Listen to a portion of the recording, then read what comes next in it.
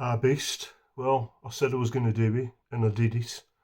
Today, I flew Spitfire. So I want to give you my initial impressions of flying the thing. And without making any notes, just do it impromptu while it's still fresh in my mind. But I think it'll probably still be fresh in my mind this time next year. Just like mind blown and awesome. Right, my qualifications for having an opinion. I've had a pilot's licence since 2015, that's my flight crew licence. I've flown general aviation aircraft Group A, I've got a night rating. I've got a couple of 100 hours, of which about 150 pilot in command flying solo. That means I'm a very, very inexperienced pilot. It means jack shit in the grand scheme of things. You can't really say you're an experienced pilot unless you've got a few thousand hours. I've got a couple of hundred. I'm right at the bottom rung of the ladder. I've flown, or I'm signed off on about 5 different aircraft types. The most of my time I've been flying PA-28. That was at Opening Green a few years ago. That was the day I did my skills test. That was in a Cessna 150. I've got probably the most hours in them and PA-28s. I've also flown the T6 Harvard, sometimes called the SNJ or the Texan in American service. And my favourite aircraft, I've done a bit of time in a Blanca Super Decathlon. I've flown a Tiger Moth, but I'm not signed off on a Tiger Moth. I've merely had a go in one. But all these I've been signed off to actually go and play with on my own. My favourite aircraft that I've flown so far has been a Grumman AA5, which they had at Titanhill when I used to fly out of there. So I understand that I've got nearly 20 years experience, but I'm still on the very bottom rung of the aviation ladder. I never did it as a career, I did it privately, I had to pay for it all myself. And here's my logbook. So I can show you that, the different entries. Starting at the beginning would be a good place, wouldn't it? So yeah, I did my first solo on about 14 hours. Held off for about 2 hours because of poor weather. So it was good to have a bit of extra tuition. It's ain't a race. Got my skills test, got passed off there. Did my night rating just after it. And then done a lot of flying after that. Like I see all my different entries. Like I say, it's not a fantastic amount. I've done probably a few hundred takeoff and landings on my own. Just general aviation, light aircraft. Still rolling through it. So today, I managed to get Spitfire put in with victory roll and 0.5 because I was the handling pilot. The guy who was flying me, he's got instructor rating, which means I was able to put that in as instructional flight as a qualified pilot. Right, so that's my background for flying. The company was Spitfires.com. You get all kinds of different stuff with them. They're a really good company. They really look after you. I'd recommend them. It costs. Tell you what it cost me. It cost me a bloody lifetime wanting to do something and finding excuses not to. And I had this planned in 2020, and you know what happened. So I thought, now I'm going to do it. In terms of cost me 3,150 quid, which is a lot less than what some of the fellas at work spunk on holidays for a fortnight in wherever they go. So I consider it money well spent. You've got to be into aeroplanes, you've got to want to do it. To anybody else, it's a complete waste of money. I get that. You know, if you give me tickets to the FA Cup for 5 quid, I'd consider that a waste of a fiver. So it's all a matter of what you like and what you don't like and what floats you about and all the rest of it. So right, that's my background, for my frame of reference for what a Spitfire is going to feel like on the controls. It's a TR9. It was built in 1944. The registration is SM520. The civilian registration is Golf India Delta Lima Alpha Gilda. So it was never used in anger because in its intended role it was designed to engage in actions which are likely to kill people. This one wasn't. It was built during the war in 1944, just before D-Day. D-Day was in the June, this was built in the February. It was put into storage at a maintenance unit and ended up being sold or gifted to South Africa after the Second World War. So it's a genuine World War II Mark 9 Spitfire that flew during the war but was never used in air combat. So I got the conscience of the fact that I'm in a machine that's been used as a weapon. I'm in a machine that's been used as a pure flying machine. So, background on the Spitfire. It flew on in March 1936, first flight. It was designed as a point defence interceptor and nothing else. This was in the 1930s. This was like over 3 years before the Second World War started. It was designed, the Air Ministry saw the need for an aircraft, a modern monoplane aircraft to replace the old biplanes, which could climb rapidly, carry 8 guns where the previous fighters had usually only carried 4. So it was double the armament. They wanted it to fly at 300 miles an hour and have a good climb rate. And its intended purpose was defence. It was a point defence interceptor. So if hostile forces was coming into British airspace, you could get these Spitfires, with a system of air defence. So they'd work as a system with anti-aircraft guns, radar, chain eye, which would scan right over the channel to try to look for the enemy formations building up, and chain low, which would be below 10,000 feet, so it'd be raiders coming in then, and when they got a bit nearer so they could pinpoint them a bit better. So it was never designed to be on the offensive. It was never designed to take off from Great Britain and cover vast distances over continental and, as it turned out, occupied Europe. Aircraft that come later on were better than that because they'd got a few more years of lessons that had been learnt in aeronautics at the time when aeronautics were moving quite rapidly. The Mustang is an example. Okay, so Spitfire, it was pretty much not outdated, but it was lucky that it lent itself to constant improvements and it managed to stay pretty much frontline until the end of the war. The Hurricane didn't quite. During the Battle of Britain, the Hurricane shot down. It was more effective. There was more of them. They were easier to build and quicker to build, easier to repair was the Hurricane. So that was the backbone of British air defence during the Battle of Britain. It was a definitive moment in our history. Spitfire is more well known because it's a sexier plane. It was come from the same stable as the Supermarine interwar years record breakers and racers, the seaplane record racers. So it had got that heritage, which has been lost now, from the 21st century, but back then that was like cutting edge.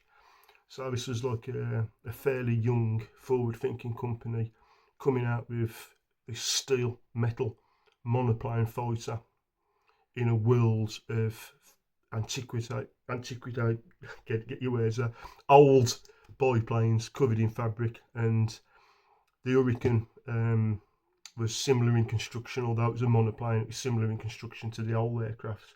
Spitfire's monocoque, it was all new. Was it the best fighter of the war? No. And you've got to define exactly what best means anyway.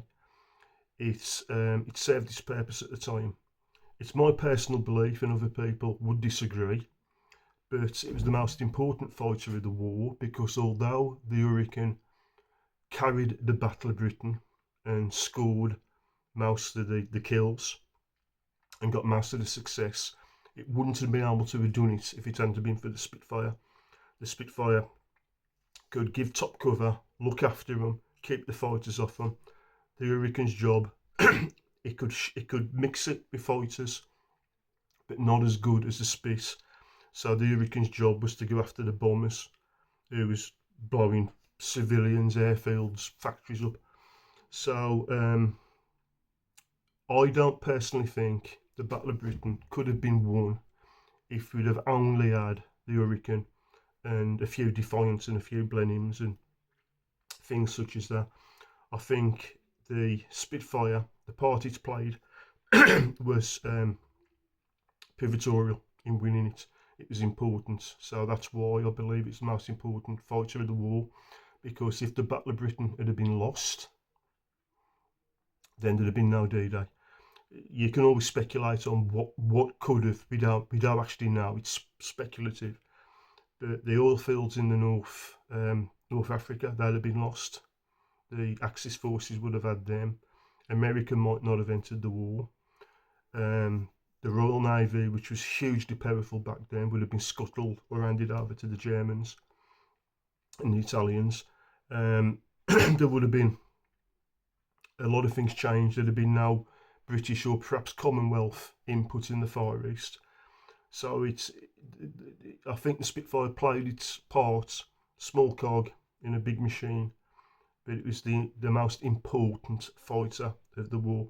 There were plenty of other fighters that were faster, that could climb higher, were more heavily armed, had a bigger kill ratio, had greater ranges. But you've got to define what you mean by best. And like I say, I think I think Spitfire is the most important. It was designed to be sent up rapidly. It didn't need a long range. It could be built light like a racehorse, so it could get up there, hit the bombers that were coming in, get back on the ground. The ground crews could refuel it, rearm it, and get it back in the sky. It didn't need to do hours worth of endurance, like how things were towards the end of the war, when the British and Americans were on the offensive going into Europe and hitting Germany in the daylight hours. This was 1940, when the Spitfire was like probably at its peak. It was constantly advanced and changed as the war went through. The one I flew was a Mark 9, and that was in response to when the Focke-Wulf 190 was introduced, because the Messerschmitt Bf 109 was a fantastic aircraft. Willy Messerschmitt, who designed it, was a fantastic aircraft designer. It was a match for the Spitfire in pretty much everything other than turning circle, and it was superior in other ways, such as diving and armaments. It was heavily armed. It had cannons at a time when the Spitfire only had 8 machine guns of rifle calibre. So the Messerschmitt 109 was a phenomenal aircraft, which don't get enough credit. I think it was because it was on the losing side, it's been brushed over. But the 109 was superb. And then the Focke-Wulf 190 come in, and the Allies hadn't got an answer to it. The Mark 5 Spitfire, which was around then, was inadequate. So they had to rush in a Mark 9. So it was like bigger engine, faster, generally more performance all around, and it was enough to match the Focke-Wulf 190. So my impressions today then, well, like I say, I'm used to flying general aviation aircraft. They fly, they're not the most responsive.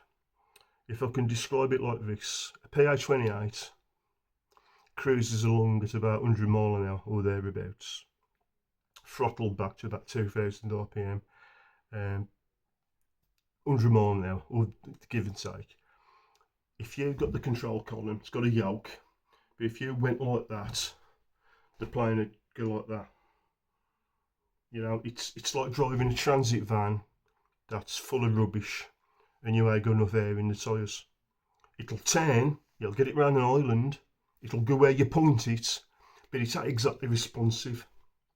It's slow and like a sluggard. So that's what I'm used to. The same with the Cessna 150s. The Grumman AA5, which I've got a bit of experience with, was slightly different. That was a bit sharper. That flew a bit more interesting. It had a laminar flow wing, and that flew a bit better. So this aircraft that I went up in today, SM520, the hull value of the thing is probably about £4.5 million. So there's no way is the Civil Aviation Authority going to let you take it off and land, whether you've got a pilot's licence or not. Too much risk. It's an 80 odd year. It's 80 years old. That machine's 80 years old. Not going to do it. The engines are worth a fortune. They cost tens of thousands to rebuild. There's only about 120 flying in the world at the moment, so they're extremely rare in the grand scheme of things. So they're just not going to let you take off and land. What they will do is your handling pilot, the guy in the front, there's a chap named Jimmy Hansen. He flies 767s for Flybe. He takes off. You get into a bit of uncontrolled airspace, a bit of Class G. You have control, I have control, and I fly the Spit, and it flies the same as any other aircraft. You put the stick forward, the nose goes down. You pull the stick back, the nose goes up. Don't necessarily climb. You've got to add power as well. It will climb if it's got enough energy, but it won't necessarily climb. You just increase the angle of attack. If you do that, it rolls to the left. If you do that, it rolls to the right. And the rudder that controls yaw, like a skiing action, swings the back end round, left and right, to keep it in a coordinated turn. So what I found was, I went through with him on the controls to get used to it. He handed me control, I accepted. I found pitch was really sensitive to the point of being aggressive. On a PA28 or a Cessna 150, you can get the yoke and you can pull it back like that, and the plane will go up and it'll pull poise and settle itself down. Spitfire, being an 80-year-old fighter, was a bit more unstable and a bit more sensitive in pitch. So you only needed the slightest touch and that was going up. Right. Roll, positive, it was great, it felt stable. But again, I'm used to a yoke going like that and rolling at this kind of speed. With a speed, you just need pressure. You don't need to move it too far.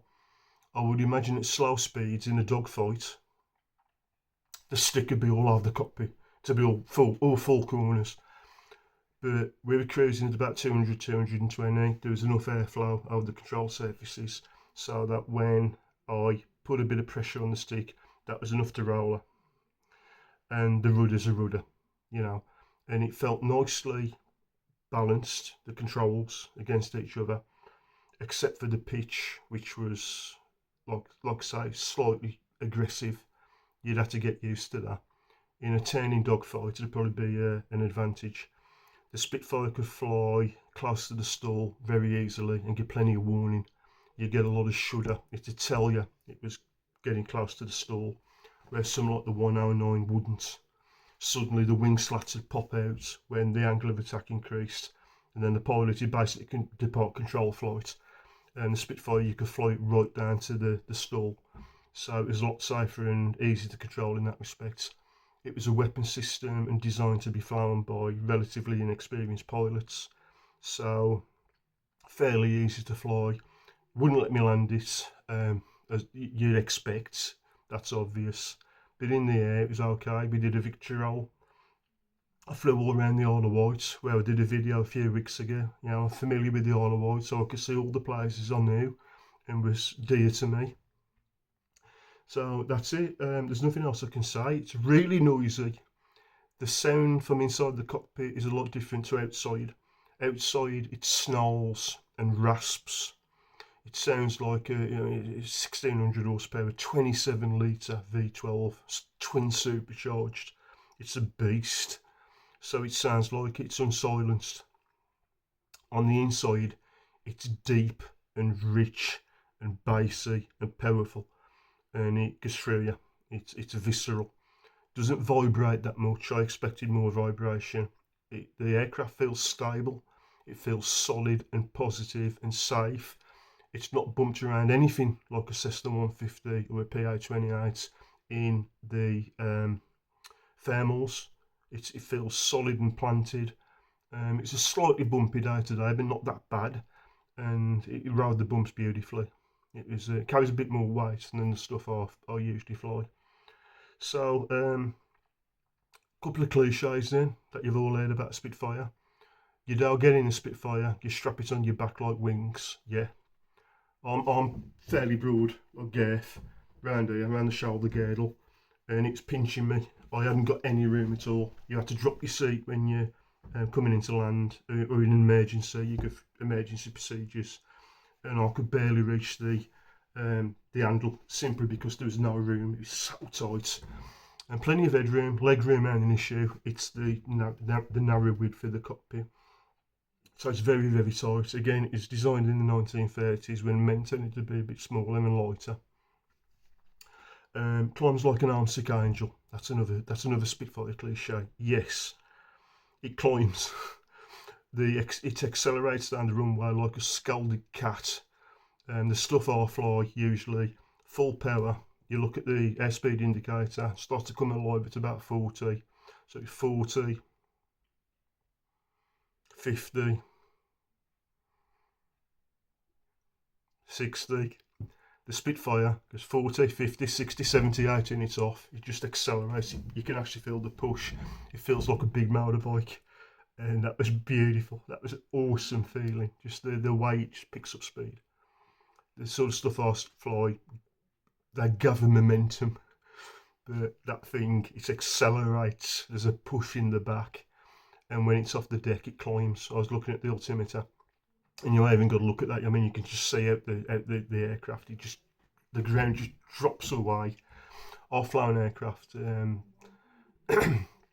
Long story cut short, I took my dad up there once in a Cessna 150, and the bloody thing wouldn't climb. I've done all the power checks. It was fine. It wasn't anything like maximum takeoff weight, but for some reason I checked everything. The carb was off. The mixture was fully rich. Everything was as it should be, but the bloody thing wouldn't climb.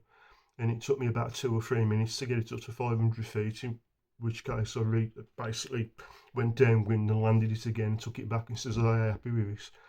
But the Spitfire, a few thousand feet a minute, it goes up like an express elevator. So that cliche that you've heard, that it climbs like an arm-sick angel, yes.